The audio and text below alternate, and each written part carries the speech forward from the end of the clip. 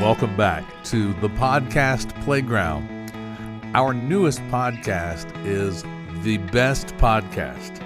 Join Jay Carter and me, Vida Best, on The Best Podcast, where the dynamic duo brings you their insider secrets to everything wonderful. Now Jay and me dive deep into the top 5 everything, from the latest cell phones to affordable wines that won't break the bank. So tell a friend, you've found the best podcast, where every recommendation is a gem waiting to be uncovered. Tune in weekly for your dose of excellence. Right now, there is a gig worker out there driving a forklift on their own schedule who actually takes home more actual cash at the end of the year than, a salaried middle manager making 80 grand. Oh, absolutely. It sounds impossible, right?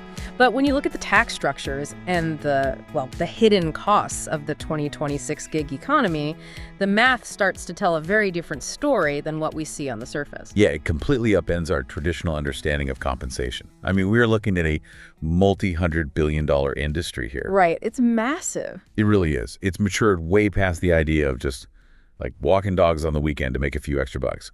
For millions of professionals, this is their primary career infrastructure now. Yeah, this is full-time for a lot of people. Exactly. But the platforms powering this economy have evolved into these highly complex ecosystems. And honestly, if you don't understand the underlying mechanics of how they operate, you can easily end up subsidizing the platform's margins with your own labor. Today, we have this massive stack of 2026 data sitting right in front of us. Huge stack. Yeah, deep industry reports from Side Hustle Nation, Fastlancer, Usemay, and Indeed, Flex. And we are just cutting through all the marketing spin to extract the absolute top 5 best freelance and gig marketplace apps. The ones that actually matter. Right. So whether you are looking to transition to full-time freelance work, maybe pick up a side hustle to combat inflation, or you're just insanely curious about how the modern digital economy actually functions behind the screens, well, this is custom tailored for you. We're doing the heavy lifting. Exactly. We are your shortcut to being perfectly well-informed. Okay, let's unpack this. We are starting in the remote professional digital world with the 2 absolute heavyweights, Upwork and Fiverr. Yeah, you really have to start there. I mean, they dictate the weather for the rest of the digital gig economy. They really do. And what makes looking at these two so fascinating is that they are dominating the exact same market space while operating on, entirely opposing business models. Right, completely different approaches. Exactly. So Upwork is fundamentally built on the traditional proposal model. They have over 18 million freelancers, and the architecture of the site is designed for ongoing, hourly, or fixed-rate contracts. So the client posts the job. Right. A client posts a highly specific problem, and then the freelancer writes a custom pitch to solve it. But the friction point on Upwork is how you actually get that pitch in front of the client in the first place. Like, Upwork charges a variable service fee, usually hovering around 10% on most contracts, but they also utilize this digital token system called connects. Ah, yes, the connects. Yeah, you have to spend these connects just to bid on a job. And that is where the mechanics get really punishing for new freelancers. I mean, a single connect costs about 15 cents. Which doesn't sound like a lot at first. It doesn't, but depending on the perceived value of the job, Upwork's algorithm might demand anywhere from 4 to 16 connects just to submit your one proposal. Wow. So you are actively paying money for the privilege of interviewing for a job you might not even get. I mean, it feels a bit like a casino mechanic. It really does. It acts as a spam filter for Upwork, obviously. But for the user, it introduces this massive sunk cost fallacy. Right. You're investing capital before you even secure the revenue. Right. You're just bleeding money to apply. Exactly. Now, pivot over to Fiverr. Fiverr abandons the proposal model entirely. They utilize what they call productized gigs. Oh, right. Like a storefront. Yeah, you as the freelancer, you turn your service into a boxed product on a digital shelf. So you say, I will design a minimalist logo for $100, or I will write a Python script for $500. And the client just clicks buy. It's instantaneous. There's no bidding war. None at all. But the catch here is the commission structure. Fiverr doesn't charge you to list your gig, but when you make a sale, they take a non-negotiable 20% flat commission on your gross earning. Yep, flat 20%. Wait, let's run the numbers on that, because a 20% cut is astronomical. If I am a full-time video editor on Fiverr, and I'm grossing 50 grand a year, I am handing them $10,000 just to process my payments and host my profile. It sounds wild when you say it like that. Right. Why wouldn't anyone in their right mind just take those clients off platform the minute they connect with them? Because you aren't paying for a payment processor. What's fascinating here is you are paying an outsourced marketing tax. Marketing tax. Okay, explain that. Think about the mechanics of the Upwork model we just talked about. On Upwork, you are spending hours every single week writing custom proposals, fighting for attention, and essentially acting as your own full-time sales representative. Right, and you're not getting paid for that time. Exactly. Every hour you spend pitching is unbillable time. You're just burning daylight trying to fill the pipeline? Precisely. Now, on Fiverr, the algorithm acts as your inbound lead generator. If you successfully optimize your gig listing and build a strong rating history, well, Fiverr's search engine brings the clients directly to your queue. Oh, I see. Yeah, there is zero active pitching.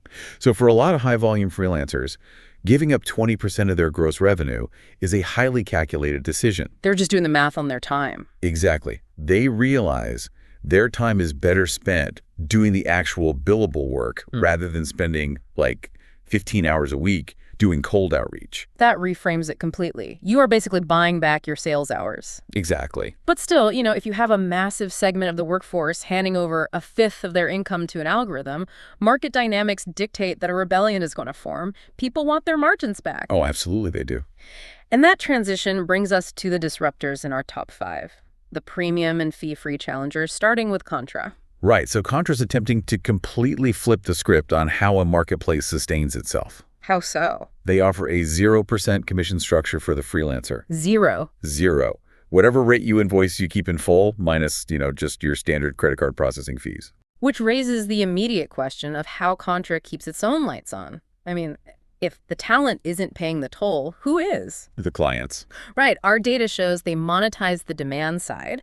They charge the clients a subscription fee, essentially a SaaS model, to access their talent pool and utilize their project management tools. Which is a really fascinating psychological filter for clients, if you think about it. How do you mean? Well, if a company is willing to pay a monthly subscription just to browse and hire freelancers, they're typically looking for high-quality, reliable relationships, right? Not a race to the bottom on price. That makes total sense. They're invested before they even hire you. Exactly. But the inherent trade-off for you, the freelancer, is volume. Because asking clients to pay a cover charge at the door naturally shrinks the size of the room. Exactly. The client pool on Contra is a fraction of the size of Upwork's. And, a 0% fee on 0 clients is still $0. You keep your margins, sure, but you have to hustle significantly harder to drive external traffic to your Contra portfolio because the internal search volume just isn't as massive. Okay, that brings up the other challenger in this premium tier, Toptal. Toptal. Yeah, they also heavily advertise a 0% fee for the freelancer, but their barrier to entry is notoriously brutal. Oh, it's grueling. They claim to only accept the top 3% of applicants through this intense 5-step screening process. We're talking English proficiency exams, live technical interviews, real-time problem-solving tests. Yeah, it is truly the elite tier of the digital gig economy. But we need to look really closely at the mechanics of that 0% fee on Toptal. Why is it a trick? Because Toptal operates very differently than a standard marketplace. The fee isn't missing. It is just invisible to the talent. Wait, walk me through that. How can a fee be invisible? Let's say you pass the gauntlet, okay? You're a senior software engineer, and you tell Toptal your required rate is $80 an hour. Okay, $80. Toptal agrees. You do the work, and you get paid your full $80 an hour. 0 fees deducted from your end. Sounds great. But what you don't see is the invoice Toptal hands to their enterprise client. They might be charging that client $150 an hour for your time, capturing a massive margin right in the middle. Oh, wow. So Toptal isn't really acting as a marketplace at all. They are an arbitrage machine. Exactly. They are buying my labor wholesale and selling it retail, and I never even get to see the final price tag. That is the exact mechanism. They operate much closer to a traditional staffing agency. They leverage their brand reputation, that rigorous 3% screening process, to convince enterprise clients to pay a premium, and then they pocket the spread. That's brilliant, honestly. For the freelancer, it's highly lucrative and consistent work, but you just have to be comfortable knowing the platform is capturing a significant portion of your market value. Yeah, it's a strategic choice. You balance paying for a fire hose of traffic on Fiverr or fighting for attention on Upwork or managing your own lead generation to keep margins on Contra, Or, just letting Toptal capture the upside in exchange for premium enterprise access. Right. There is no universally perfect platform. There's only the business model that aligns with how you want to operate. Okay, so we've been entirely focused on the digital grind so far, staring at screens, writing code, designing assets. But screen fatigue is a very real factor in 2026. Oh, big time. A massive segment of this industry is looking to monetize their physical labor or their vehicles. So this shifts us to the physical world, bringing us to TaskRabbit and Amazon Flex in our top apps. Yeah, this is the classic on-demand local economy.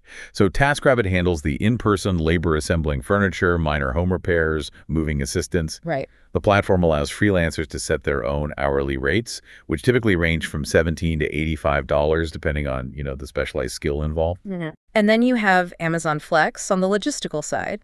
You use your personal vehicle, you claim scheduled delivery blocks, and the advertised pay hovers around $18 to $30 an hour. Yep.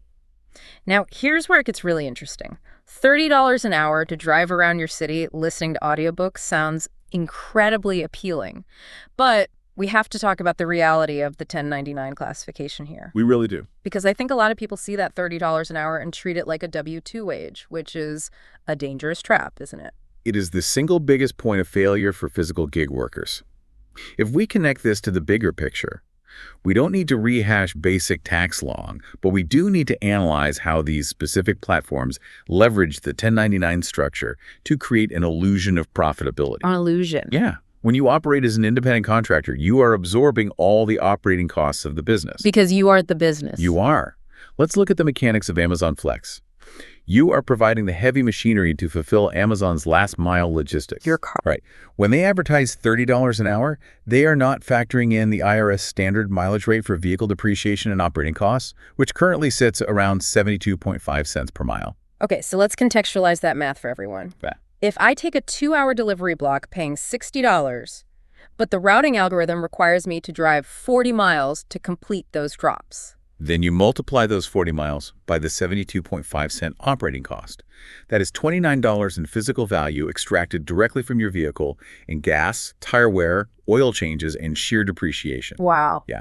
You subtract that $29 from the $60 payout, and your actual gross profit is only $31 for those 2 hours. Which drops my actual hourly rate to $15.50 an hour. Exactly. And that is before I even calculate the 15.3% self-employment tax I owe the government for Social Security and Medicare. Exactly. You see, the algorithm optimizes for route efficiency on their end, not profitability on your end. That is brutal. It is. Many drivers look at their bank accounts after 3 months and realize they aren't actually generating sustainable income. They're simply liquidating the equity in their cars for short-term cash flow. It's essentially an accounting trick that shifts the logistical overhead onto the worker, which immediately makes you wonder, right, if the 1099 model in the physical world is designed to protect the platform's margins at the expense of the worker's assets, has anyone built a platform that actually absorbs that burden? And the data points to yes. Yeah, the final app, rounding out our top 5, is Instawork. Right. Instawork represents a fascinating structural pivot in the physical gig space. They focus on local shift work. So what does that mean? We're talking hospitality, event staffing, culinary prep, warehousing. Exactly. And the hourly pay is competitive, usually between $15 and $30 an hour, depending on the market. But the fundamental differentiator, the reason they disrupt this space, is that Instawork utilizes a W-2 employment model. Which changes the entire legal and financial relationship between the app and the worker. On a W-2 platform, the app is legally classified as your employer. So what does this all mean for the math we just did with the delivery apps? It reverses the burden completely. Because they are your employer, Instawork automatically withholds your federal and state income taxes, shielding you from that massive surprise bill at tax season. That's a huge relief for a lot of people. Huge. And more importantly, they pay the employer portion of your payroll taxes.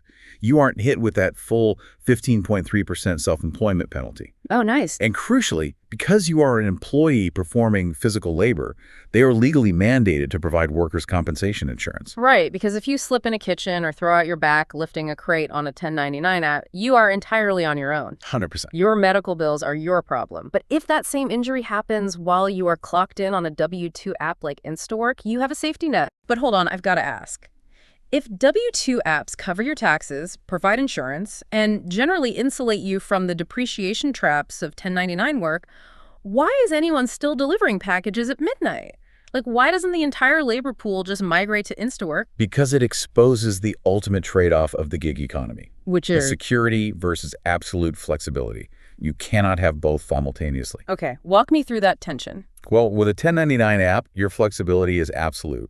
You can wake up at 2 a.m., decide you want to make some extra cash, turn on the app in your sweatpants, and just accept a delivery. True, it's totally on your terms. Exactly. You answer to no one, you have no boss, and you have no schedule.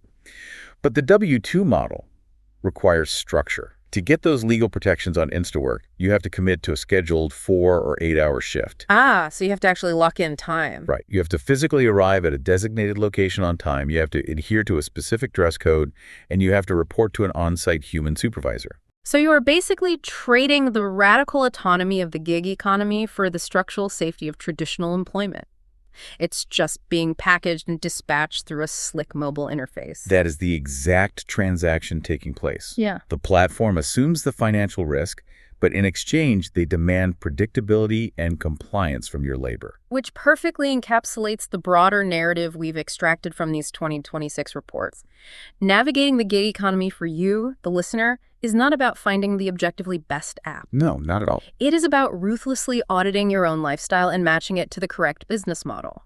You have to decide what currency matters most to you. Exactly. Do you want an algorithm to feed you inbound digital leads, even if it costs you a 20% marketing tax? Then you build on Fiverr. Yep.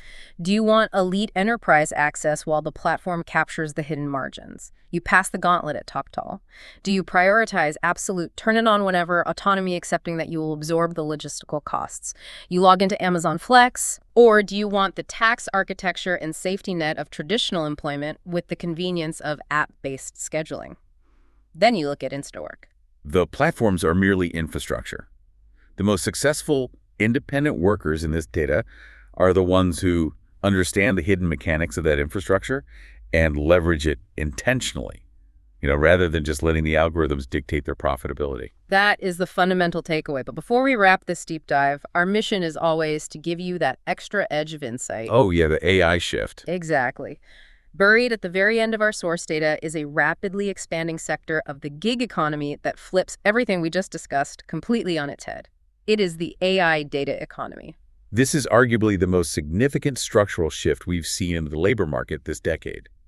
We're seeing the explosion of platforms like data annotation and Outlier. But this isn't gig work in the traditional sense, right? You aren't designing flyers or delivering groceries. No, not at all. These platforms are actively recruiting highly credentialed professionals. We're talking licensed attorneys, medical doctors, senior software architects, and paying them anywhere from $20 to $50 an hour to perform a highly specific task called reinforcement learning from human feedback, or RLHF. Yeah, and to understand why this even exists, you have to look at how large language models actually learn. Right. When an AI generates a response to a complex legal question, it might output 3 different variations. But the algorithm doesn't inherently know which one is factually accurate or logically sound. It's just guessing based on patterns. Exactly. So it needs a human expert to read those responses, identify the hallucinated legal precedents, correct the logic, and rank the best output. They are essentially paying brilliant human minds to grade the AI's homework. That's exactly what it is. The algorithms have become so complex that the bottleneck isn't computing power anymore. It's high-quality human data. Literally, a coder is getting paid $50 an hour to sit at their kitchen table and fix Python scripts generated by a machine that got confused. It is a profound irony. I mean, for the last 5 years, the dominant narrative was that artificial intelligence was going to automate away the professional class. And instead, it turns out training and correcting the AI is the new professional gig.